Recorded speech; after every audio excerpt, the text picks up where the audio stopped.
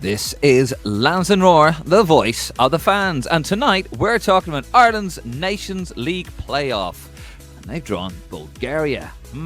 Plus, Evan Ferguson, is he on his way out of Brighton? We're going to talk a lot about that coming up. It's Lansdowne Roar.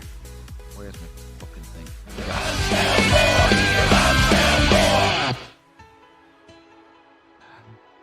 Oh, God. I've lost the plot, lads. There we go. David Dunn here, joined by Martin Prendergast and Conor McAvoy. It's Lansdowne Roar. Sorry, I got all bedazzled there.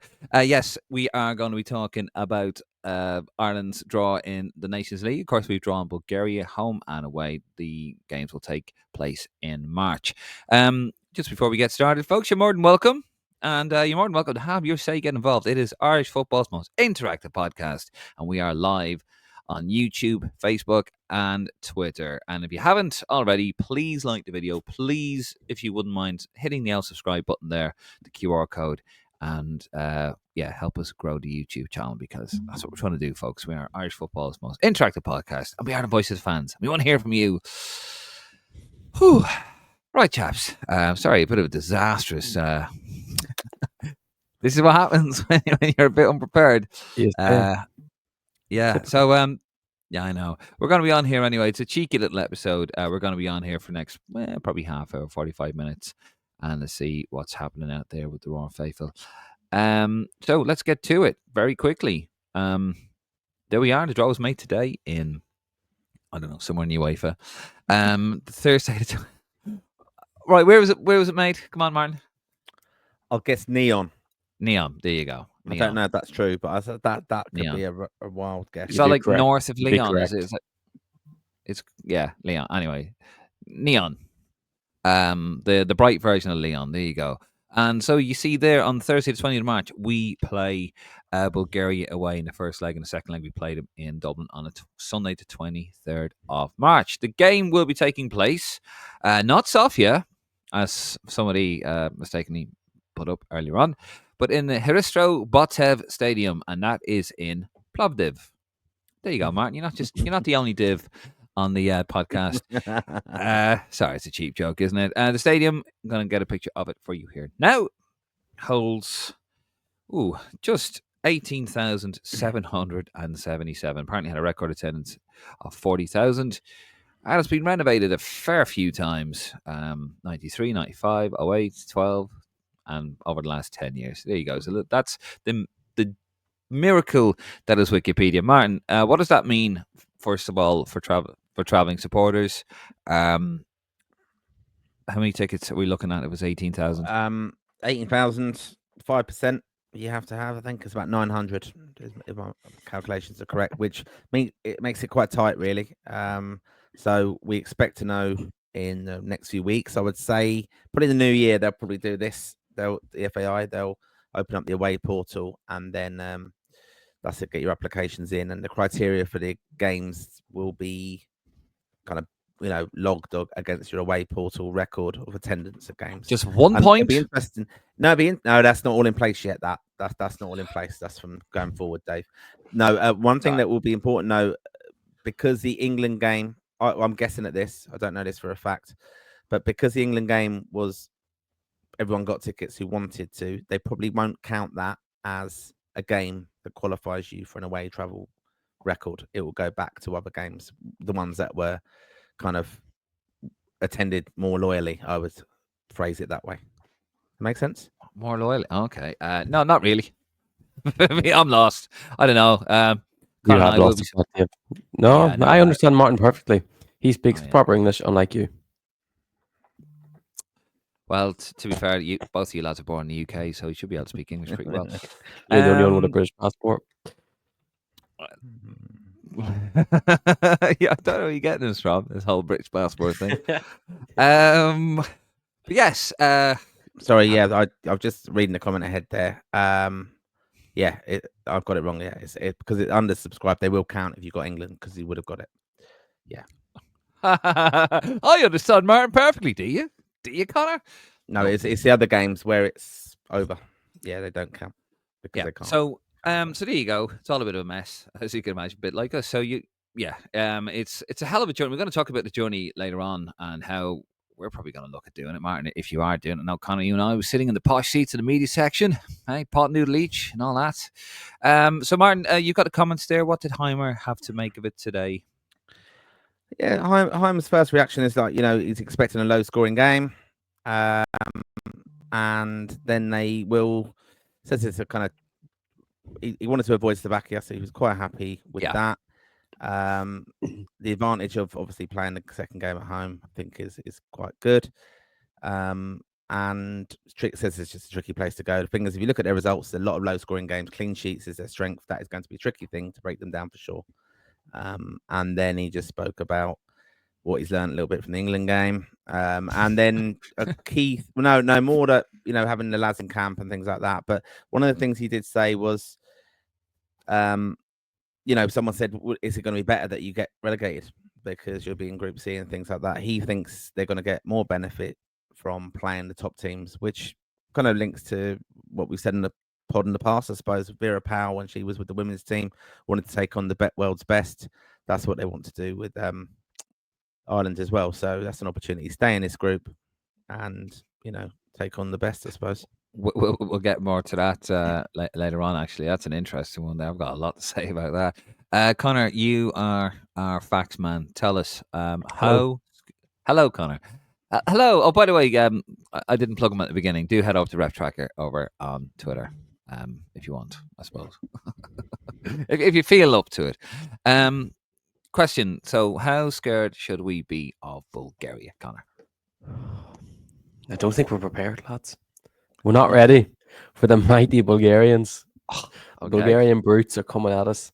No, we shouldn't be scared at all, to be honest. Heimer said it's not the worst, but it's not the best draw. But even Slovakia, it was obvious Slovakia were the hardest. And then you could pick your bunch of the other three. I'd probably have Armenia as the second hardest, and then Kosovo and Bulgaria is the bottom two. Like, this is the same side that lost 5-0 against Northern Ireland. Like. Just on that, they did finish second in the group. Northern Ireland topped it, Belarus just below them, and Luxembourg last. The last six, according to Google anyway. 1-1 draw against Belarus. Beat Luxembourg 1-0 away. Lost to Northern Ireland up in Windsor Park 5-0. Drew 0-0 with Luxembourg. Beat Northern Ireland. Beat Northern Ireland, to be fair. That's whatever. Is that an achievement? I don't know. I don't think we should really be taking shots at anymore. We just lost 5-0, and then of course where's your confidence in your country? As I said, we just lost 5-0 in the last match. It's not particularly high, Conor. And then of course their opening Nations League match was a 0-0 draw in Belarus. I presume that was in Minsk. Although I thought today's draw, they'd be in Sofia. So you're quite confident, Conor. You're quite happy with that, are you? Here's what they could have had, by the way. These were the potential playoff opponents. Slovakia 41st. I do think we have done well avoiding them. Bulgaria 84th in the world, or they were anyway. That's probably an old ranking. Armenia 99th and Kosovo 101st in the world. We are 60th in the world. We're flying now. Oh yeah, we're cooking with diesel. Was it sucking diesel? Is that what you say in your part of the world? Yeah, red diesel, is it? No. Martin, how confident are you with Bulgaria? Yeah, happy with that draw overall. Not the worst place in the world to try. I've been to Bulgaria before, but different reasons, stag do. But it was good. It was good fun. But cheap, nice and cheap for the away fans as well, if I can recall. But it's not going to be logistically very easy to get to the stadium. I think a bit of travel required from Sofia. Trying to work out flights is a bit complex, but I know a good few fans have booked it already. I think it's set as a 7:45 kickoff already, which is Irish time. And yeah, I suppose it'll be okay, won't it? It'll be a good trip, but again, we'll be a big scramble for tickets. I think people will travel, even on the back of the 5-0 loss to England. I think, come New Year, new season, ticket coming out as all that kind of thing. I think there'll be, I think it'll be a trip that will appeal to the masses, but you are looking at, 2-hour bus trip or 2.5-hour train trips, basically, and that's not going to be easy to do because you have got to get back to Dublin for the Sunday. Yeah, I mean, good luck. I was looking at it there, lads, from London. Now, obviously, that's the beauty, Martin, living in London. You've more direct flights. than you have for Dublin. But I was looking there, and apparently Ryanair do fly direct to. I keep forgetting the name of this place. Plovdiv. Yeah, they do. But it's literally they only fly on certain days, and it's a 6 o'clock in the morning flight. It's a red eye. Because I seen that for London as well. I think London's the same for Plovdiv, whatever. When I looked earlier, but yeah, no, that's what I was looking at. There's Stansted and Ryanair, and he had like two seats left, so it's probably gone. So your best bet, folks, if you're watching the Raw Faithful, is probably get the Sofia and get a train. do you know? But do they, when there's weigh days like this, do airlines not sometimes use it as an opportunity to put on maybe one more flight, say from Dublin the day before, and get a bit of cash, but at a higher price? You can charter a flight into there, and that's what I think a lot of trade kind of do into the local airport there, Plov did or whatever it is. But it gone on the days a little bit of this is a low capacity attendance that the Irish fans will get, and official travel clubs or travel deals with the FAI. That was something that was prevalent in the past, where the FAI would kind of cream off a few tickets into kind of official travel deal. I don't know if they're going to be able to do that now at 900, but it was something that would have been attractive in a way that they could have done that deal. And that will be something certainly in future, I think in years to come, is something when these games, if Ireland football is on the rise again, I think it will be something they'll look at putting maybe in place, a travel club again to make those chartered flights work. Yeah, I mean, it's like a 2-hour drive, or it's a 1 hour 42-minute drive. You get to Sofia, I don't know, hire a car. Imagine buses as well. Buses, yeah. Just sorry, I'm on the wrong. There will be buses put on, I'm sure, or trains, and the Irish supporters are, they're used to travelling to these far-flung places now and organising bus travel, and everyone gets sorted. Especially like 900 people, it's not too difficult to mobilise kind of buses and coaches to sort out everybody. Did it in the Claddagh Ring last week, didn't we, for 250? So, it's not difficult, but you would hope as well the FAI will liaise, and that's what we've got Gary Spain, supporters liaison officer, to kind of help on the plans for that. And a bit of forward thinking now. 4 months to the game. We could plan this quite well, really. But again, it's going to come down to knowing what allocation they're going to have, and doing the FAI away portal application early and guaranteeing those tickets to the most deserving fans before you can even think of that. Yeah, do you know it's ironic, right? When I was listening to the draw on my way to work this morning, and I thought, like, when we got Bulgaria, I thought, okay, it's not Kosovo. I really want to see Kosovo. You know me, I'm a massive history buff. But I thought, Bulgaria, that'd be Sofia, surely. Clearly not having not done my homework. And I thought, a direct flight, perfect. And now it's going to be an absolute. By the way, ball. Bulgaria are a lot worse than Kosovo. Kosovo are actually all right. They have a few decent players spread across Europe. So yeah, Kosovo probably would be, when I look at it again, would probably be the second toughest. But actually probably are better than Armenia. So I actually think we've got the worst of the four.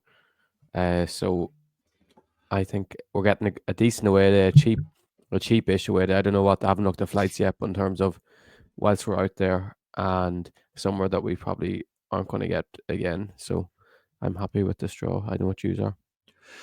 Yeah, I mean, it's a bit of crack. I've never been to Bulgaria before. I was supposed to be there back in... Do you remember we had them in the Nations League, didn't we? The second incarnation of the Nations League. That was that the Stephen Kenny year where we scored one goal all year. Yeah. Shane Duffy scored a header.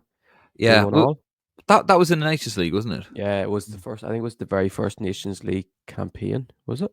No, it was his first game. It was a 1-1 draw. Yeah. In Bulgaria, and then I think after that we played we had the game against Slovakia. Do you remember then for the Euros? That was the playoff. Yeah. And then we went back to the Nations League because obviously we went there to the playoff. And Shane Duffy with a last minute header. Under Stephen Kenny, we scored one goal. And it was a full calendar year. We scored one. I remember there's all the jokes. Yeah. It was like goal of the year, header of the year, worst goal of the year. I remember, yeah. And that was when Didsey was playing, that was it? I think was that not when he had just retired? He retired. No, he retired after the Slava game. Was that like one of the first couple of games of Stephen Kenny's time in Ireland? Yeah. He only was there for a few games. You're trying to blame him, Martin, for that, are you? No. But Are we sure that Stephen Kenny didn't manage Dizzy for just one game? I think he managed them for. I think he only had him for that game against Slovakia. I think that's the only game he managed him for. That was one where Aaron Connolly, wasn't it? Him and Adamita, was it? He had a false positive or something because he didn't sit in the right seats. Yeah. And then so there you go, Martin. Stop trying to Martin, cause trouble, Martin. Stick that in your pipe and smoke it. Prolific. We forgot that prolific striker. How could he let him slip away? How could he let him slip away? Well, maybe someone him to link up the play would be a lot better. Fuck's sake. He was a gorgeous player. He was. You just don't appreciate him, man. He was a gazelle around that pitch. A certain someone. Myth. Yeah. I told you this. I'm right, and you're all now starting to jump on the bandwagon now. The O'Dowd one. I told you about that as well. So that's there's no getting on that bandwagon, Martin. I was like the fucking train from Plod to Plodvid. No one's getting on that. Sorry, that's a bit mean. Sorry, Callum, if you're watching. Probably is actually, isn't he? He actually had a great window. To be fair, he was one of our more consistent players. He was okay. I don't know, lads. I'm a bit, just about the game again. I don't think we should be anyway confident going into any sort of match. I think. Oh, Jesus Christ! This man speaks the truth. By the way, we're playing Bulgaria. Come on, you have to be confident that. So, no, would you not? How are you not confident we're playing Bulgaria? I'm not confident. I'm not confident with anything we have. If you go back to the game against England, I do refute the claims that this is the worst on paper Ireland team we've ever had, but I think mentally it is absolutely the weakest, and I think the manager now will obviously need to do something about that. It probably will take the summer camp. It might be a bit too, look, do I expect us to get the job done against Bulgaria? Yes. Do I expect it to be a hammering? No. I expect the results in Plov Dead or Left Seat Desk, whatever the fuck it's called, right? I expect us to get a result over there, and I expect us to maybe beat them like 1 or 2-0 in Dublin. But I'm not going in it's not a given for me. We should get it done, probably will, but it's not a given for me. Why should it be a given? Because they're crap. So we haven't been great, have we? Let's be honest, we have been fantastic. They're a lot worse than the likes of Finland and stuff. So no, I don't. I'm not even. It's just I just know they're not a great side at all, and I expect us to beat them easily. And I'm confident in our country once we have Didzy back in the team and everyone's playing. No. Hold on a second. Now. Don't just move the goalpost there, Conor. Now, if you're talking about Didzy back in the team, that's 5-0 both legs. It's a 10-0, aggregate score. I'm just looking back. He wasn't in the squad for 8 in 2018, yeah, and then 2019 Gibraltar away, where we won 1-0 with Jeff got the goal, yeah.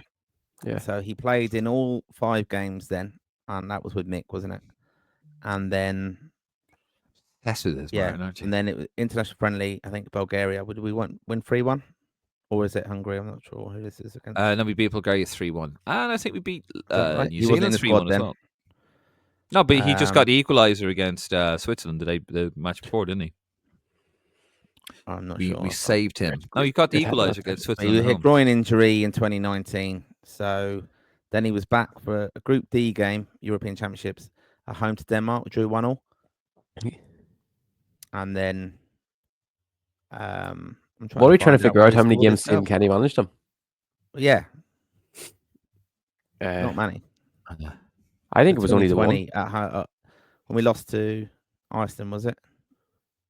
Did we lose to Iceland? I'm trying to work out the flags here. Anyway, the game we lost on penalties, he was on that was a playoff, wasn't it? Oh, that was it. Absolutely brilliant that day, by the way. He was top class. That was his last game then. So that was it. That's he got ruined by a certain playoff. He retired after that game, Martin. He retired after that game. Took his 1 goal off into the sunset. But what a goal, Martin. What a goal. That's what we have to talk about. I'm getting that printed on a fucking t-shirt. Well, that's where he does the celebration, isn't it? As well. Oh my God. What a goal. It was a brilliant goal, by the way. It was a brilliant header. A fabulous goal. It was a great goal against Switzerland. You said it wasn't. It was top class. No, but you're just getting over. You're just ganging up on me because you know my point is correct and you're making out. Just accept. No, well, what is your point? We were trying to say that goal he scored that day was brilliant. What you talking about Bulgaria here? And he's talking about fucking Ditsy. Yeah, you're the one interrupting. I'm just saying. He's trying to talk about Ireland versus Bulgaria. He's trying to have a rant about how shit we are, and I'm trying to say we're a lot better than them, and you're just going on about did say year and No, you're we are hoping better than for them. Well, We are better than them. No, but the thing is, our squad will be a lot. You'd like to hope come March we'll have Jack Taylor fit. Andy Moore will be flying still at Stoke. Boston now will be back in at Stoke. Alameda will be fit again. Hopefully, like Sinclair Armstrong will have stepped up a bit.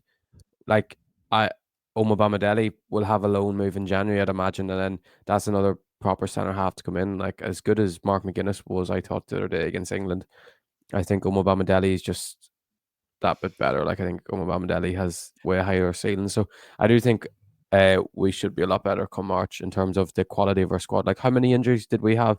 I remember putting up a squad of 11 players. Yeah. But what's not to say that we won't have more injuries come March? You know, the season gets deeper into it.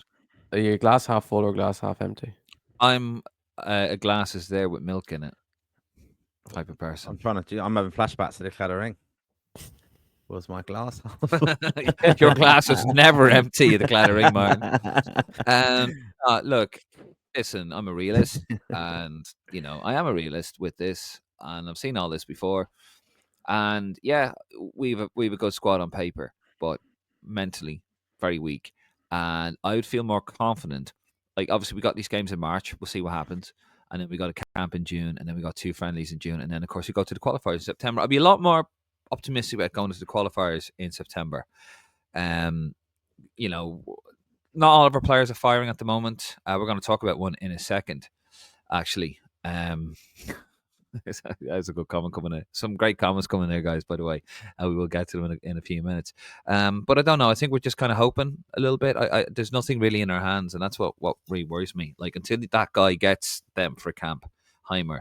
There was some talk, obviously, you know, about, we mentioned on the last slide, didn't we, that, you know, people were saying that, well, you know, Heimer needs to go now, or maybe just, you know, no. I think we all accept it, don't we, folks, that, you know, Heimer was hamstrung a bit by the appointment, by the timing of the appointment, really, wasn't he? Like, he hasn't had a camp. First game against England, you know, I think we'll feel a lot better once he gets them for a bit, gets his ideas across for a longer period of time. What do you reckon, lads? Yeah? Bit of positivity for you there. Yeah, I'm happy with Heimer so far. I have nothing to really complain about. Yeah, honestly, I don't blame him for any of this, really. You could question 1 or 2 substitutions, 1 or 2 iffy squad decisions, but that's football, isn't it? But overall, no, I'd be happy enough with him. I think there is reason for optimism. Not just yet. We'll get back to the comments in a second, lads. But Story Martin that you broke, I don't have a bloody picture of it. But Evan sent to me, to be fair, by one of the Raw faithful. By one of our faithful, Evan Ferguson. Just reading here. This is according to Football Insider 247.com, and it leads exclusive. Evan Ferguson wants to quit Brighton in January. It's believed the 20-year-old striker is unhappy at his lack of game time thus far in the campaign under new boss Fabian Hutzler. Ferguson wants to leave Brighton in January or to play regular first 11 football once again. He wants to stay in the Premier League and has his sights set on joining another top flight club in the year. That's not going to happen. He's just played 254 minutes. Let me get to it. Calm down. Jesus, Martin, calm him down, will you?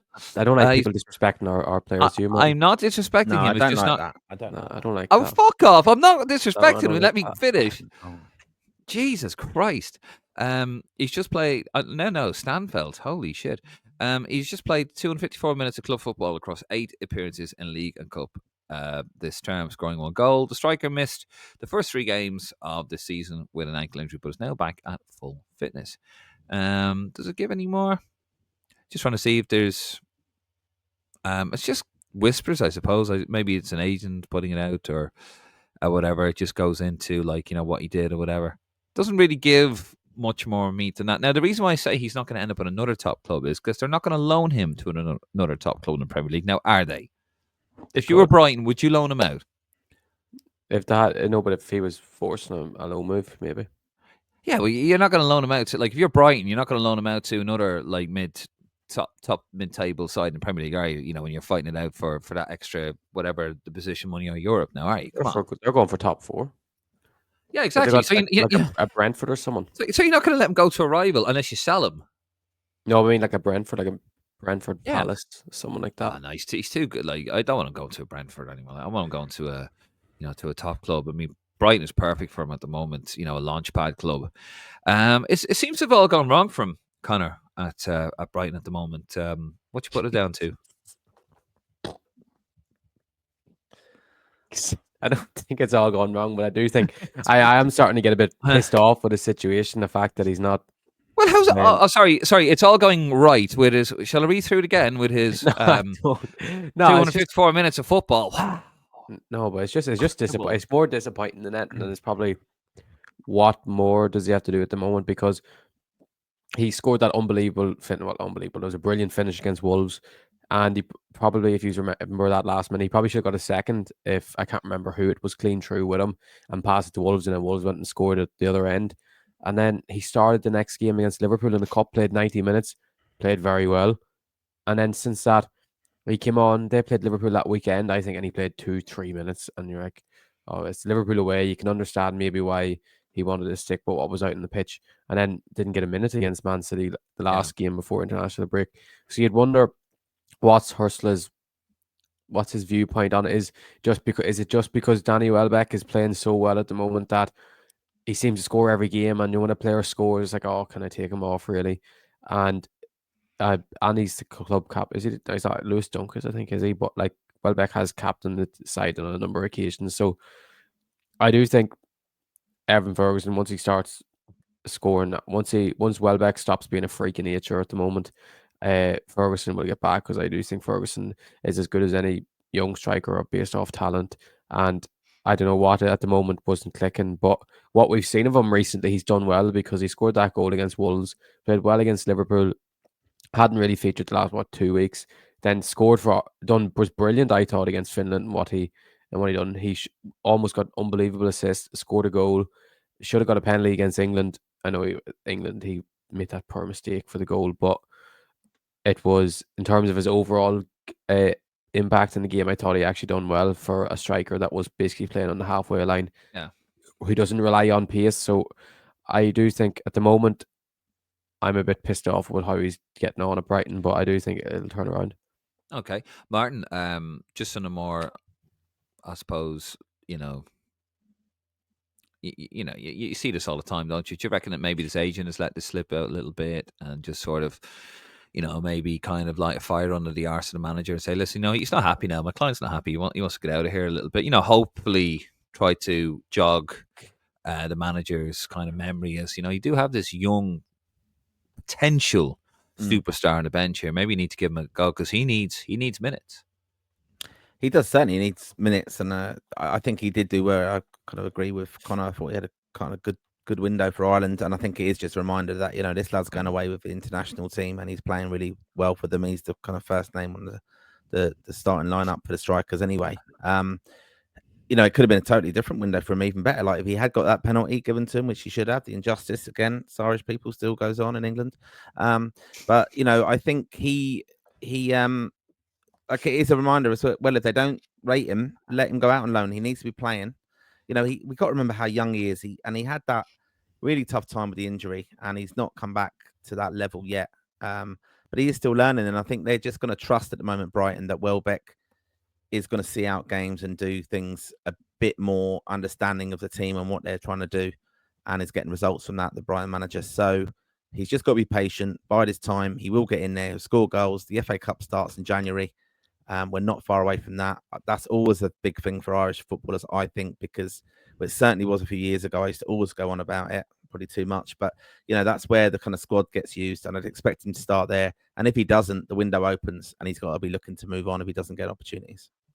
Yeah, and as I said, I rate the lad, but maybe some of the stuff we saw, they probably think that they can't really afford him. You don't know what his attitude's like. He seems like a decent lad. Seems like a good young lad with a good head on the shoulders. But maybe I don't know. Maybe the last manager spoke a little bit about his attitude, didn't he? De Zerbi, he did mention that. Sorry to jump in, but do you think that's waffle about his attitude? Do you think that's just an excuse, just being like, oh yeah, he can do more? Because I remember James Milner doing an interview with Ben Foster and talking about how good he is in training, how good his finishing is, and he sees it every day. So I don't know whether that's just an excuse. A manager can always say, oh, yeah, he needs to do more in training just to Could be It's trying to always- maybe just keep you're him in gonna- check. You're Who's cajoling gonna keep que- young lads in Yeah. check, basically, and you're keeping Who's his going to feet on question a the floor. manager saying that? Like, if a manager says in training, no, he needs to do more. Like, no one's going to start going out because he's like, do you see him every day? So, because when you hear teammates or like James Milner is a top pro, he's seen some of the best, and when he speaks as how he has on Ferguson, not just in matches but in training. So, I'd wonder whether it's just a managerial excuse for playing others. Rich coming from someone Shearer like did the same Derby as well, didn't he? Shearer called him up as well, called him out as well, didn't he? Saying, what he sees in him and stuff. So, no, I think we've got a real big talent on our hands, and I just think we just want to see him play. But you've got to be very patient with these lads now. You do. A lot of them do get going 22, 23, basically a little bit later. Even like you think back to Troy, he didn't. There was a lot of hype around him and stuff. It's taken him a long time to get going now, but and he's doing well at that level where he is. But just the hype is there. Connolly's another one, and I think we just got to be very more patient, learn from them too, in a sense, especially Connolly. Let's not hype him up too much. Just let him find his way, and I think he'll do well and score Strikers goals. in particular, I tend to bloomly at look at Ivan Toney. Yeah, exactly. No, but look at I mean, the perfect one is Harry Kane. Man, Tottenham fans I know, you just go and see him and say, "No, he's not going to make it. He's not good enough." And that's Harry Kane. Like, you can't write off strikers. And if he's got the kind of basics in there, the technical ability, it will come through eventually. And it's just got to be patient. I just worry though, because a lot of the young players, like, they seem to, like, we haven't seemed to. Maybe it's the case just with young players in general, and maybe we're just putting a spotlight on it because it's Ireland, and obviously we're an Irish podcast, present company accepted, and basically you've got a lot of our young players coming through now. They don't seem to have the seamless transition from youth football to senior football, do they? Yeah, like you just mentioned, name check Darren Connolly, Troy Parrott. Gav Mizuno was struggling big time when he was in the Premier League at Southampton. Mark Travers as well. I know. By the way, I don't think he's one to struggle. I think he's just been. I've never seen a keeper, so I don't. Not to go on about it, but he's been effed over by Bournemouth. Like, it's a bit late now to save your language, Conor. You might as well say. But he was the best keeper. He was the best keeper when they got promoted to the Premier League. When they came back up, he was the best keeper in the Championship. So I think he's just been. Well, maybe so, but I don't know. I didn't watch him every time. I can only, he has had a few bad performances, but he's bounced back and he's done really, really well. And he did seem to be effed over, to quote you, Conor, this season. I thought he hadn't put a foot wrong. And then they just dropped him, and I don't know why. But you know what I'm saying though. Now Evan Ferguson seems to be struggling there. Amabama Deli has struggled. I suppose Collins has done well. He's made a transition, but it just seems to be a lot of them just kind of fall a little bit to the wayside a bit. Never Ferguson, it's another name now having issues. Queven Gallagher has done okay so far, but you have a feeling that as good as he is and as well as he's done, second Allison comes back, he's going to be on the bench again, which I think is unfair. Cause he's due to start this weekend, by the way. Allison's been in training, but he said he's not fully fit. So Gallagher will start this weekend and possibly against Real Madrid next week. Wow, I mean, that'd be good from 2 clean sheets there. But yeah, what do you think that is? Like, they just seem to be struggling a little bit. Can't adapt to it. Is it? I don't know. Is it a money thing? Is it people around them? Is it like a hunger, or is it poor guidance, or is it just bad luck? I think it's just a bit of everything. There's also the thing of the Irish mentality is that once you get to England, sometimes you can look at you've made it. But it's hard. It's hard though with players because we have a lot of good young players coming through, but then you could have one or two that are meant looked at as potential superstars, and then once you lose the one or two, then people start going, "Oh, we've not left to come through." But sometimes it's the wrong club. People go to bad agents taking them to countries like. For a young player to go to Italy, it's honestly a waste of time. It's possibly the worst country in Europe to go to. People always talk shit about going to England, even though most English academies are the best academies. It's just a thing of breaking through. Is how can you get to a good academy that has a good pathway, or a good academy that you can develop at and it can sell you on? If you look at Liverpool the last couple of years, the amount of top talent they've had come through that they've sold on to good clubs and made profit off. Like, that's not even, if that's how a player goes about their career, I don't have a problem with that. It's just the lads that go to these clubs and end up hanging about 21s teams too long, or they get a terrible loan, which we've seen with lads in the past.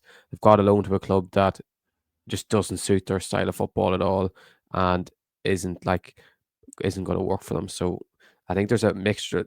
There's too many variables that goes into why a player doesn't succeed. But I think you just have to sometimes take pressure off lads and just say enjoy your football until you're ready. Okay, fair. Well, lads, we're going to move it on to the comments. Thank you for that. Where's my little jingle? We'll play my little jingle. Hold on, here it is. Right, let's get into it, folks. I mean mine, the lads. Good man, I mean mine. I think a lot of you guys, honestly, thank you. Top man. Of me, not you peasants, per you. Shane Martin calling you out. England will be counted as was undersubscribed. And also David Rowan, how come they wouldn't count England? Is there not more? I did correct this. I backtracked quicker than you, Dave. I never backtrack, so I'm never wrong. Mm. And Deck Finnegan, the legendary Deck Finnegan, comeback Deck, all's forgiven to the club presidency or I backtracked on it, Dave. As I said, I backtracked quicker than you did out of a passport when you usually when you go in the wrong queue. When you go in the wrong queue and you go, can you go through there, please? You're not in the EU anymore. You have to get your you head off Martin stamped when you go to Bulgaria, don't you? Yeah. That's why I travel on it, lads. That's why I like collecting the stamps. The only stamp I get, lads, is if I'm traveling VIP, and that's every time. Dyke Finnegan usually record over last 10 games, excluding any oversubscribed games. Yeah. Anyway, thank you for that, lads. Martin, he's only here for the tickets. You'd think he'd know better, wouldn't you? And he didn't even get that right. John Sullivan, hi Dave. I personally think we should bring Emmanuel Adebayoga. Oh, you done that one well. You done that one well. Excellent elocution. And I'll do it for a fact. Neil Farrugia for the Bulgaria game. Neil Farrugia, Dave, says John Sullivan. Robert Jackson. Next, and there, Bulgaria should be handy. Definitely used up all it up before the World Cup group is drawn. We'll probably get Greece, England somehow, even though we're not supposed to. If we get Greece again, I don't know, lads. Do you fancy doing a watch along for that one? I'm fucking not going to Athens again. Oh Jesus. Tom Weaver, how you doing, Tom? Bulgaria, good draw. Should be a good away trip. Good to avoid Slovakia. Yeah, I mean Slovakia was obviously the 41st in the world. Decent side on the way up. Yeah, I think we've done that. And you, Martin, you're saying you didn't want to go back to Slovakia, and we draw Bulgaria. You don't want to go to Bulgaria either. Make your mind up. I'm actually getting updates about Bulgaria. Like flights are going up, by the way. You're gonna. On Bulgaria. Prices, or they're putting flights on? Prices. Is this for your London friends, or is this for Irish people? No, I've just inquired of someone because they told me they booked, and I said, "Oh, what way did you book?" And they're saying, "Look at these flights; they've gone up already." Some lads have booked them. Obviously, some lads know the way to do this, and they book them really early and get good prices, and they go over like different multiple routes and things, but they are jumping up. Okay, well, this lad need to book my fucking tickets. King Greeley, didn't Bulgaria lose to Northern Ireland? Yes, 5-0. If we can't beat them, we should give up. Oh, I agree. Fair enough, Keen. Ian, Bulgaria, I'm taking this as a positive sign that the football gods have forgiven us for the John Delaney era. Robert draw. Well, yeah, we need that one. I'll probably have used up all the luck, as the last guy said. Robert Jackson, Kosovo have plenty of players starting weekly in Europe's big leagues. The line that we avoided them, a national team on the up. David Rowan. Actually, Kosovo just ploughed hundreds of millions of pounds into their footballing infrastructure. Kosovo have. They were being bombed by fucking. You know you're British when you're saying hundreds of millions of pounds. Well, that's about a European country. Well, why would it be euros? Because they're in Europe. Yeah, but I don't have euro. All right, what's the currency of Kosovo? I know. Well, they're an EU country, aren't they? No. I don't know. No. Checked. Listen. He knows about war-torn countries. Yeah, don't go there with him. Don't go there with him. Oh, you'll lose that one. What is the currency? What is the currency? Bullets. Bombs. Armalite. NATO. NATO's the currency over there. It doesn't say. There'll be no booing. It says not yet. They said they're on the list for the enlargement stage, so they're on their way. They will get there. They're in talks, negotiations, so I was half right. They put millions of pounds into their infrastructure, and there's us like struggling. Can't even, Jesus. But yeah, they did. And they were, as I said, they weren't even a country 20 years ago. Mental. Fair play to them, by the way. They were on loads of London flights to Sofia, 2-hour bus to Plovdiv. Doesn't look too bad. By the way, it's euros they use in Kosovo, so stick that in your pipe and smoke it. Well, you don't use. Well, don't doubt me. Why are you giving out anyway? You use pounds where you live. Dec Finnegan all booked up. Alfie Kadili.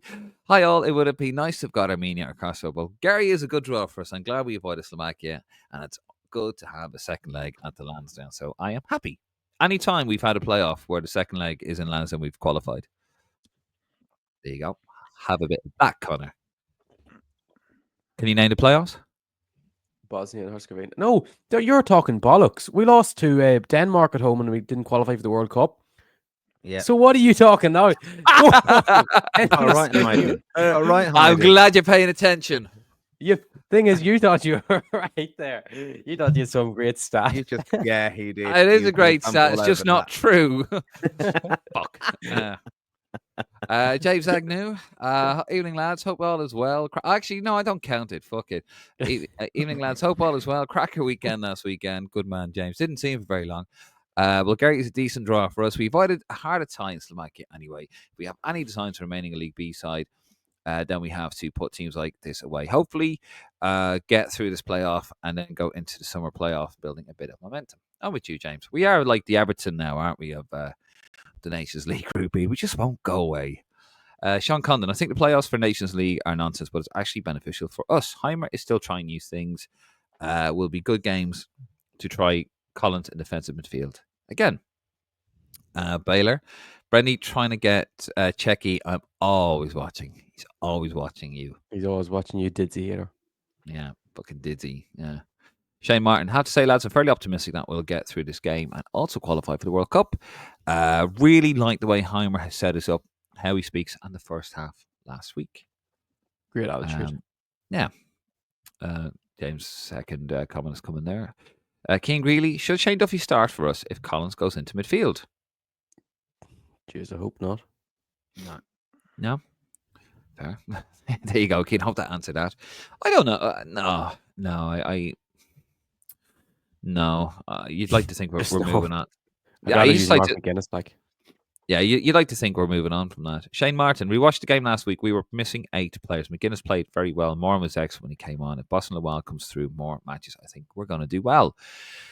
I'm optimistic for the World Cup qualifiers. If we don't do well, then you might as well give up. Keane Greeley, a lot of... would you play Shane Duffy Collins goes into midfield, set piece, threat, and experience? So he's asking the same question, but he's sort of padding it out a little bit.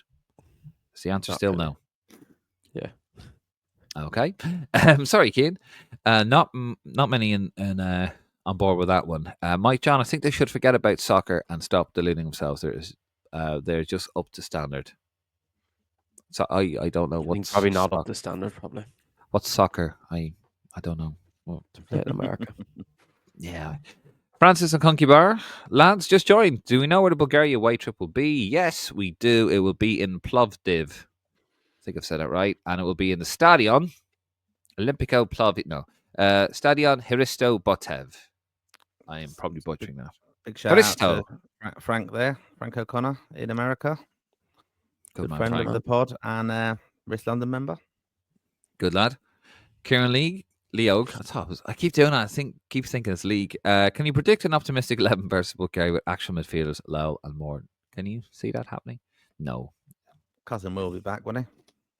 He ain't going to take any chances with this, is he? He's going to want to just get the job done and then. No, but why can't? The thing is, the could be if they're on fire club level, like you're probably going to play 3 in midfield, and I think Collins still because he's our only number 6 that we call up. So I think it would be between Jack Taylor and Boston Lawal and Malumbi and Knight and Smallbone for that other midfield slot, and then probably between Moore and Azaz for the number 10 role, unless you move Jack Taylor up a bit. But there is a chance. But there actually is a bit of depth there now in midfield. But the problem is probably they're all pretty much the same level at the moment. There's no one really standing out as he should be playing, unless it's like what Azaz is doing as a number 10. But certain games don't suit him. I just don't think he's going to take any chances. unless like it's an injury crisis or they are on absolute fire. But it's like what you said about Dowda. Even Manning was playing well. Well, he knows what we do. He knows what we do here. So I just think that's where his mentality is going to be. That's just a guess. The Irish Aviator, evening lads. I think Bulgaria is probably the best we could have got. They're in even worse form than us. Also, chuffed to see Gallagher will most likely start against Madrid. Baylor, Prendy, stop waffling. That Switzerland goal is on the same level as Robbie's against Italy. Robbie Brady's against Italy, and he got a deflected goal against Gibraltar. That wasn't given to him. He was robbed. Justice for Ditzy. He was robbed, wasn't he, Conor? Absolutely Two robbed. goals. Two goals for Ireland. And he nearly single-handedly won us the playoff, but some midfielder that was crap for Ireland cost us that playoff, if you remember. I don't, but I'll take your word for it, Conor. Thank you. Someone missed an open. Do you remember who missed an open goal that playoff? Oh yeah, Brown. And someone else. Did Doherty miss an open? No, he missed Conor an open goal. Hourhan, Oh, Christ, yeah. And Doherty missed an opener. He got the equaliser in the end against Denmark, didn't he? But he missed an opener in the last game against Denmark. Yeah. Well, Lansdowne. We don't say the A word. Thomas Berriton. How you doing, Thomas? Why do we think Irish football's first team quality has reduced since late 2000s onwards? We don't produce as much talent like Robbie Keane, Roy Keane, Damien Duff, Richard Dunn, Shay Given, etc. I think the game's moved on, and we just haven't. We haven't adopted, lads. We haven't adapted. We haven't adopted. We haven't put the money into the structures here, and I just think other countries are way ahead of us. And by the way, it's sometimes it's harder for these young lads to blossom at the moment. It might take them 4 or 5 years. Like they could end up being top internationals, but a lot of them are still between the age bracket of 20 and 24. So there's still time. Like, yeah, well, I just think we've overall. Look, as I said, there's Kosovo. They've ploughed hundreds of millions of pounds in their football infrastructure. But when we lost Luxembourg, they were halfway through a 10-year plan to improve the overall standard of football in Luxembourg. What happened to them against? But theirs hasn't gone. Yeah, no, but it's still a plan. There was still that's my point. It was still a plan. But they were very lucky in the playoff against Georgia. In Georgia, they were actually very unlucky. They had a goal disallowed, and then ended up conceding a penalty and getting a red card. In basically tackle. Went down and scored. That got disallowed, and a tackle was given as a penalty and a red card, and he got battered. So, swings and roundabouts. Just on that question, it's a really good point, actually, about where have all the players gone and stuff. There's a very good book. I remember buying it a few years ago. It's called Where Have All the Irish Gone by Kevin O'Neill. You can get it on Amazon, and it's the sad demise of Ireland's once relevant footballers. Very, very worth a read, that. And Brexit doesn't help it. With the development of the young players now, because we're going to have to develop them in Ireland with kind of no funding at the moment. And also, just generally, if you look across even Scottish players, Welsh players breaking through in England, they're now competing with lads from France and Africa coming over and being developed in these countries, and South America. Like, you think Garnacho, for example, at Man United isn't homegrown, but he would have come through the kind of youth section. But United brought him into that section, whereas before it would have been all Irish, Welsh, and Scottish and English through their youth systems back in the day. So now you've got countries to bringing their players over earlier, on agents are doing a great job doing that. So that's one of the challenges now. I think as well. Obviously, most of the managers now in England are all foreign managers. So where the British-based managers or Irish-based or whatever would want always to have an Irish player in the team, the leadership. Because even that team in 2002, there was a load of captains in that team. Matt Holland, Mark Kinsella, Roy Keane, obviously, until he walked out. There was loads of players there that were captains at the clubs. And we've always had loads of Irish captains at club level. And I think that's because a lot of the British-based managers, the old school managers at the time, like to have the Irish fight and the heart and the character and the aggression, where now a lot of the managers want technical players. And that's a problem in Ireland, by the way, Dave, of coaches wanting to, between the ages of win. 10 and 16, it's not about playing your most talented technical players. It's about constantly adding just who's the fastest and strongest at age, and not who can develop into the most technically, as you say, just to win matches. But it's not who's going to be the best. As you've seen with Andy Moore is very lucky to be in England. They had to keep telling Brighton they were in for another lad, and they're saying, no, you need to take Andy on trial as well. You need to take him on trial because he was so small and he was just technically brilliant. But they didn't really want to look at him because he wasn't up to the physical standards, and like players like him can be lost out now because of people just constantly looking to go for the fastest and the strongest players. Yeah, there's a multitude of reasons, but that's another one as well. Right, we'll move it on. The only problem for Evan, says Daniel Mullen, how you doing, Daniel? Is he signed that new contract, which means his price will only be accessible to big clubs next summer. A lot of stories linking Ferguson with Chelsea, and Keller Be a as well. brilliant move. Yeah, I think be good. People are slagging Chelsea over the amount of money. I know Nicholas Jackson's actually right. Rhea Jackson, I think he's actually offers a lot to a team. But if Ferguson was a number 9 at Chelsea with the players they have and what they're building, I think he would be brilliant. Yeah. Jimmy Shell, do you remember Conor Clifford, guys? Was meant to be our best player going to the UK, but was going to break into that. Was never going to break into that Chelsea midfield as a young player. Didn't go out on loan until it was too late. Kieran Leog again. Cullen, Lowell, Moore in midfield trio with Smodic, Ferguson, Festi up top will get us to USA 26. Shane Martin, my only worry with some of the younger lads is sometimes they come across as a bit full of themselves in interviews. O'Shea, Collins, Gallagher, just my opinion. Hope I'm wrong. What are your thoughts? No, I don't. I would disagree with that. Every time I've heard Bazuni, for example, not that he's mentioned there, but Kelleher comes across really well. And yeah, I don't see that with them at all. I don't think there's a real egos in. There's probably 10% of the players in the Ireland squad, I'd say, I'd question the kind of character and ego. Yeah. Some lads are just different personalities as well. Like you can't judge off how they are in an interview, really. No. Latch Echo. Dave is having a mare. I'm always having a mare, Latch. Louis Barry needs to be pushed hard. He would be a class addition at left wing, says unbelievable player. NL. Unbelievable. I'll take your word for it. And John Sullivan, hi Dave and everyone. Personally, I think this is the same message from earlier on, but we'll go out on it anyway. It's a good one. I personally would like to see Emmanuel Adebayo. You ruined it now. Adebayo and back in from earlier. Got it back in from earlier. Yeah, I did actually. Yeah, I fucking smashed it earlier. And Neil Farrugia for the Bulgaria game in March. Neil Farrugia. Right, lads, we're going to leave it there. Thank you. Dave, Very quick. You always cut me off. That's because I'm about to fucking end the show. Go on. Where were we this time last week, Dave? We were on stage giving us socks with look, the background's there. The background. It is, yeah. With Clinton, Ian, and Alan. Yeah, the Lansdowne legends. And we had young Conor. We gave young Conor a history lesson. Now, why I've jumped in there as well, we've got a few of these posters signed by the three lads, and we've done giveaways before. We've never always followed through with them. We're going to be very honest, but we will follow through. On our next live, we'll give away 2 of these posters. You are a shit salesman, Mark. Yeah. You are right. I know. At least he admits when he's wrong. We'll do it on our next live. We'll give away 2 of the posters to anyone the first person who writes "In COD We Trust." They'll get one for definite, and then we'll just get the best comment. Wait, hold on. Just so you got to remember. You have to remember. Just ignore all of that. We are going to give them away, but we're going to have a chat and do it. Fucking hell, man. No, we will give them away. They are signed. Of course, you saw the pictures, so you know they're real. And we are going to do a giveaway, and we also are going to have the audio of that Lansdowne Legends. It was brilliant. I would say so myself. No, it was excellent, and we'll absolutely do that. Right, lads, we're going to leave it there. We will be back next week with more Lansdowne Roar, and hopefully I'll have a bit of a better night. It is fucking freezing.